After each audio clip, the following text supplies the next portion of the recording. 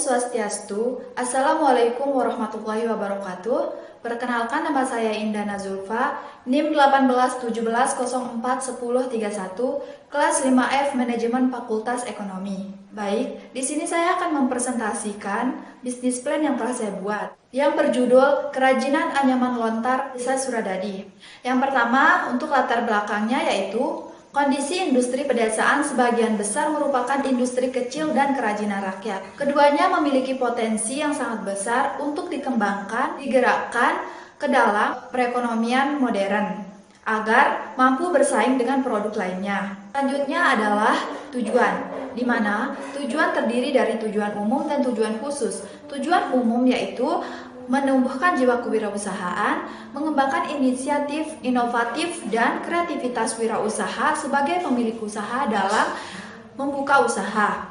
Dan tujuan khususnya yaitu memenuhi tugas mata kuliah dan menambah ilmu pengetahuan tentang kerajinan anyaman lontar. Dan yang ketiga adalah manfaat. Manfaat dari kegiatan ini yaitu membantu para wirausaha untuk berpikir kritis dan objektif dalam bidang usaha yang akan digunakan. Yang kedua, sebagai alat komunikasi untuk memaparkan dan menyalurkan gagasan kepada pihak lain. Yang ketiga, membantu meningkatkan keberhasilan wirausaha. Dan yang terakhir adalah mendapat ilmu tentang kewirausahaan. Jadi, tujuan dan manfaat ini akan berdampak kepada kita sendiri, wirausaha, dan pihak lain yang sebagai pembaca. Produk yang ditawarkan dalam usaha anyaman lontar ini yaitu tas, topi, dan tempat botol. Dan sebenarnya ada beberapa produk seperti kipas dan tudung saji. Tetapi di antara beberapa produk tersebut yang dibuat setiap hari dan permintaannya selalu stabil adalah tas, topi, dan tempat botol. Selanjutnya adalah analisis SWOT. Analisis SWOT yang pertama adalah strength atau kekuatan, di mana kekuatan dari produk ini adalah memiliki ciri khas dan bentuk yang unik. Masih terbuat dari serat alam dan harga yang terjangkau berkisar antara 2.000 sampai 10.000 dan hanya terdapat di desa Suradadi, belum terdapat di desa-desa lain sehingga minimnya persaingan. Yang terakhir, membutuhkan keahlian khusus. Untuk membuat produk ini sangat membutuhkan keahlian khusus seperti cara menganyam dan proses-proses lainnya. Yang kedua adalah weakness atau kelemahan, di mana kelemahan dari usaha ini yaitu bahan baku sulit didapat karena bahan baku didatangkan dari pulau tetangga, yaitu Pulau Sumbawa. Yang kedua adalah pembayaran atas produk yang dihasilkan sering terlambat. Dan yang ketiga adalah manajemen yang kurang baik. Solusi yang ditawarkan adalah pemilik usaha harus lebih memperbaiki manajemennya, baik untuk pengadaan bahan baku dan pemasaran. Yang ketiga adalah opportunity atau kesempatan. Di sini kesempatan dari usaha ini yaitu permintaan pasar cenderung stabil. Yang kedua, minimnya persaingan khususnya di lokal karena hanya terdapat di desa Suradadi. Jadi untuk persaingan sangat minim. Dijadikan produk oleh-oleh khusus Lombok. Yang ketiga, diekspor ke beberapa daerah. Yang keempat adalah threat atau ancaman, di mana ancaman dari usaha ini adalah beberapa desa mulai meniru produk sejenis. Solusi yang ditawarkan yaitu mempertahankan tradisi festival lontar di desa Suradadi agar lebih dikenal dan diakui. Jadi untuk desa Suradadi selalu mengadakan festival setiap tahunnya yaitu festival lontar. Karena lontar di desa Suradadi ini memiliki sejarah yang khusus. Selanjutnya adalah aspek produksi, di mana dalam pembuatan anyaman lontar ini membutuhkan bahan-bahan yang mudah terjangkau atau mudah didapati di toko-toko kecil maupun toko besar, di mana alat dan bahannya adalah yang pertama pejangka atau alat pengiris, yang kedua silet atau cutter, yang ketiga penyusup atau tusukan, yang keempat daun lontar, dan yang kelima celup pewarna. Dan untuk cara pembuatannya yaitu pertama, buanglah tulang bagian dalam daun lontar dengan menggunakan silet atau pisau pengiris. Yang kedua, iris daun dengan alat pejangka agar bentuk dan irisannya sama. Di pejangka sudah ada ukurannya sesuai dengan kerajinan, seperti kerajinan topi, tas, berbeda ukurannya. Yang ketiga, daun lontar yang sudah diiris sebagian akan direbus karena akan diberikan warna sesuai yang dipesan oleh pedagang pengepul. Yang keempat, untuk produk topi tidak perlu menggunakan lidi dari daun lontar kecuali untuk produk tas, tempat botol, dan kipas. Selanjutnya, setelah permulaan selesai, maka akan lanjut dianyam sampai proses perapian. Selanjutnya adalah aspek pemasaran.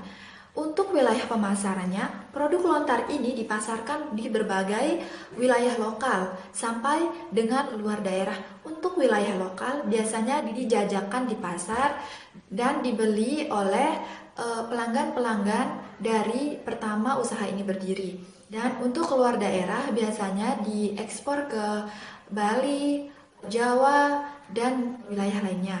Selanjutnya pesaing. Untuk wilayah lokal belum terdapat pesaing karena produk usaha anyaman lontar ini masih hanya terdapat di Desa Suradadi. Namun untuk di wilayah luar sudah terdapat banyak pesaing. Yang ketiga adalah strategi promosi. Strategi promosi yang digunakan adalah dengan dua cara. Pertama, online dan offline, di mana online ini melalui media sosial seperti Facebook, Instagram, Twitter, dan lain-lain, menggunakan akun khusus usaha. Selanjutnya adalah secara offline, di mana secara offline ini melalui mode to mode dan direct marketing, di mana mode to mode ini sangat penting. Terakhir adalah potensi pemasaran, di mana potensi pemasaran untuk usaha lontar ini sangat menjanjikan dengan bukti bahwa permintaan selalu stabil. Selanjutnya adalah aspek keuangan, di mana aspek keuangan ini terdiri dari biaya tetap dan biaya variabel.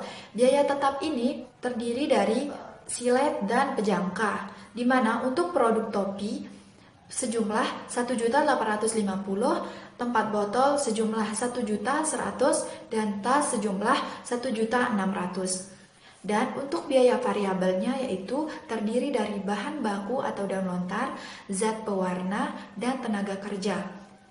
Untuk produk topi berjumlah 350, tempat botol berjumlah 384, dan tas berjumlah 255.700. Di sini, yang perlu ditekankan adalah analisis biaya disesuaikan dengan stok barang yang ingin dibuat dan total biaya berbeda-beda karena kebutuhan bahan yang digunakan juga berbeda-beda. Topi, tempat botol, tas adalah produk yang permintaannya paling banyak dan tetap stabil. Jadi, ketiga produk ini diambil sebagai sampel penelitian. Yang ketiga adalah tenaga kerja yang digunakan adalah tenaga kerja dalam keluarga, sehingga tidak ada pengeluaran yang banyak untuk tenaga kerja. Selanjutnya biaya total, di mana biaya total ini adalah hasil dari biaya tetap ditambah dengan biaya variabel, sehingga untuk topi berjumlah 2.200.000, tempat botol berjumlah 1.484.000, dan tas berjumlah 1.855.000. Di mana biaya yang dikeluarkan dalam biaya tetap adalah biaya penyusutan alat. Selanjutnya adalah penerimaan, di mana untuk topi dengan jumlah bahan baku 20 pelepah akan menghasilkan 100 unit produk dan harga per produknya adalah 5.000, sehingga jumlah penerimaannya adalah 500.000. Dan untuk produk tas, jumlah bahan baku 15 pelepah akan menghasilkan 150 unit produk dan harga per unitnya adalah 3.000, sehingga penerimaannya adalah 450.000. Dan untuk tempat botol menggunakan bahan baku 15 pelepah akan menghasilkan 300 unit produk dan harga per unitnya adalah 2.000, sehingga penerimaannya adalah 600.000. Sehingga penerimaannya adalah 600.000. Dan untuk laba per produknya adalah untuk produk topi sejumlah 1.481, tas 1.285, tempat botol adalah 716. Dan untuk laba per pelepah bahan bakunya adalah topi 7.408, tas 12.847, dan tempat botol 14.327. Sehingga untuk laba per bulannya adalah untuk produk topi adalah 148.150 dengan persentase 42%, produk tas dengan jumlah 192.700 dengan persentase 74% dan tempat botol adalah 214.900 dengan persentase 55%. Jika produk dijual secara per kodi, maka untuk harga tas yaitu sejumlah 40.000, harga topi 100.000 dan harga tempat botol adalah 60.000. Selanjutnya adalah aspek manajemen, di mana aspek manajemen di sini adalah untuk tenaga kerja yang digunakan adalah tenaga kerja dalam keluarga, sehingga tidak ada pengeluaran yang banyak untuk tenaga kerja. Dan untuk pekerja, satu orang untuk pembuatan produk topi, satu orang untuk pembuatan produk tas, dan satu orang untuk pembuatan tempat botol. Sedangkan untuk pemasarannya yang bertugas memasarkan adalah pengepul, di mana pengepul ini akan mengambil barang ke pemilik usaha dan menjualnya ke jajakan pasar dan langganan-langganan biasanya. Baiklah, sekian untuk presentasinya. Saya tutup dengan Paramasanti. Om Santi Santi Santi.